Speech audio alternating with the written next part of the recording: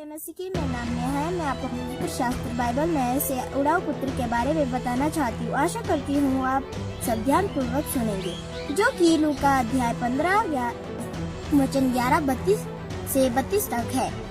उड़ाऊ पुत्र की स्टोरी इस प्रकार से है। उड़ाऊ पुत्र का दृष्टांत। फिर उसने कहा, किसी मनुष्य के 2 पुत्र थे। उनमें से छोटे ने पिता से कहा, हे पिता, संपत्ति में से जो भाग मेरा है वो मुझे दे दीजिए। उसने उनको अपनी संपत्ति बांट दी। बहुत दिन न बीते थे कि छोटा पुत्र सब कुछ इकट्ठा करके दूर देश को चला गया और वहाँ कुकरम में अपनी संपत्ति उड़ा दी। जब वह सब कुछ खर्च कर चुका तो उस देश में बड़ा अकाल पड़ा और वह कंगाल हो गया। इसीलिए वह उस देश के निवासियों में से एक के यहाँ जा पड़ा। उसने उसे अपने खेतों में सुअर चराने के लिए भेजा और वह चाहता था कि उन फलियों से जिन्हें सुअर खाते हैं अपना पेट भरे, और उसे कोई कुछ नहीं देता था। जब वह अपने आपे में आया तब कहने लगा, मेरे पिता ने कितने ही मजदूरों को भोजन से अधिक रोटी मिलती है और मैं यहाँ भूखा मर रहा हूँ। अब मैं उठकर अपने पिता के पास जाऊँगा और उससे कहूँगा कि पिताजी, मैंने स्वर्ग के विरोध में और तेरी दृष्टि में पाप किया है। अब इस योग्य नहीं रहा कि तेरा पुत्र कहलाऊं। मुझे अपने एक मजदूर के समान रख ले। तब वह उठकर अपने पिता के पास चला। वह अभी दूर ही था कि उसके पिता ने उसे देखकर तरस खाया और दौड़कर उसे गले लगाया और बहुत चूमा। पुत्र ने उससे कहा, पिताजी, मैंने स्वर्ग के विरोध में और तेरी दृष्टि में पाप किया है और अब मैं इस योग्य नहीं रहा कि तेरा पुत्र कहलाऊं। परंतु पिता ने अपने दासों से कहा, झट अच्छे से अच्छा वस्त्र निकाल कर उसे पहनाओ और उसके हाथों में अंगूठी और पाँव में जूतियाँ पहनाओ और पला हुआ बछड़ा लाकर मारो, ताकि हम खाएं और आनंद मनाएं। क्योंकि मेरा यह पुत्र मर गया था, फिर जी गया है, खो गया था, अब मिल गया है। और वे आनंद करने लगे। परंतु उसका जेठा पुत्र खेत में था।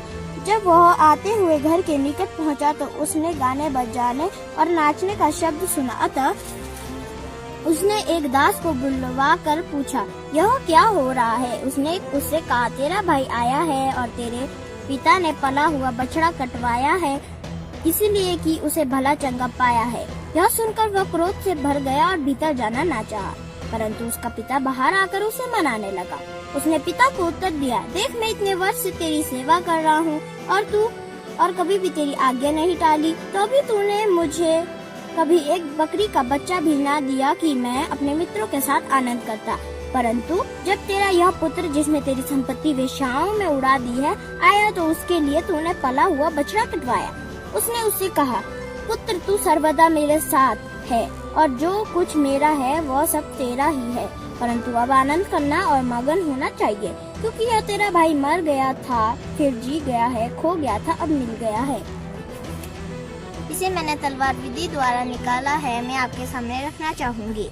परमेश्वर के विषय में स्टोरी में हम क्या सीखते हैं? परमेश्वर कहानी के माध्यम से मनुष्य से बातचीत करता है। वचन 11। मनुष्यों के विषय में स्टोरी में हम क्या सीखते हैं? मनुष्य मांगता है। वचन 12 में मनुष्य गलत काम करता है। वचन 13। मनुष्य आज्ञा देता है। वचन 15। मनुष्य काम करता है। वचन 15। मनुष्य पेट भरने के लिए कुछ भी कर सकता है। वचन 16। मनुष्य सोचता है। वचन 17। मनुष्य को अपनी गलती का एहसास भी होता है। वचन 18। मनुष्य तरस भी खाता है। वचन 20। मनुष्य आज्ञा भी देता है। वचन 22। मनुष्य आनंद मनाता है। वचन 23। मनुष्य जरूरत पूरा करने के लिए काम भी करता है। वचन 25। मनुष्य पूछता भी है। वचन 26। मनुष्य क्रोध करता है। वचन 28। पाप के विषय में इस स्टोरी में हम क्या सीखते हैं?